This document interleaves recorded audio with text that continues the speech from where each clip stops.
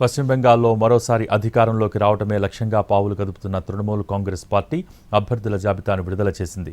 అయితే ఈసారి సిట్టింగ్ ఎమ్మెల్యేల్లో 74 మంది షాక్ ఇచ్చారు. టీఎంసీ అధినేత్రి సీఎం మమతా బెనర్జీ అసెంబ్లీ ఎన్నికల్లో 74 మంది సిట్టింగులకు టికెట్లు ఇవ్వలేదు. మొత్తం 294 స్థానాలకు 291 చోట్ల టీఎంసీ పోటీ చేస్తోంది. మిగిలిన 3 సీట్లను డార్జిలింగ్ హిల్స్లోని భారతీయ గూర్ఖా ప్రజాతాంత్రిక్ మోర్చాకు కేటాయించామని తెలిపారు మమతా బెనర్జీ.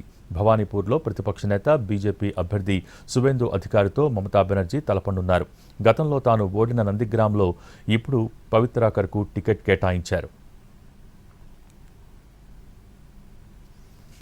ప్రభుత్వ వ్యతిరేకత, ఎమ్మెల్యేలపై వ్యతిరేకత ఎక్కువగా ఉన్న చోట కొత్త ముఖాలకు ఛాన్స్ ఇచ్చారు మమతా బెనర్జీ. బీజేపీ దూకుడుకు కళ్లం వేసేందుకు పాత కొత్తల కలయికకు, సంస్థాపరమైన సమతుల్యతకు ప్రాధాన్యం ఇచ్చారు. ప్రస్తుతం టీఎంసీకి ఉన్న 224 మంది ఎమ్మెల్యేల్లో 150 మంది మళ్లీ టికెట్లు దక్కాయి. ఇందులో 135 మందికి సొంత నియోజకవర్గాలే కాక 15 మందికి స్థానాలు మారాయి.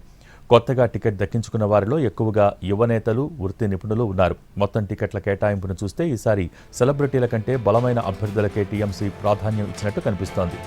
291 మంది అభ్యర్థుల్లో 239 మంది పురుషులు కాగా 52 మంది మహిళలు. అంటే మహిళలకు 18% టికెట్లు దక్కాయి.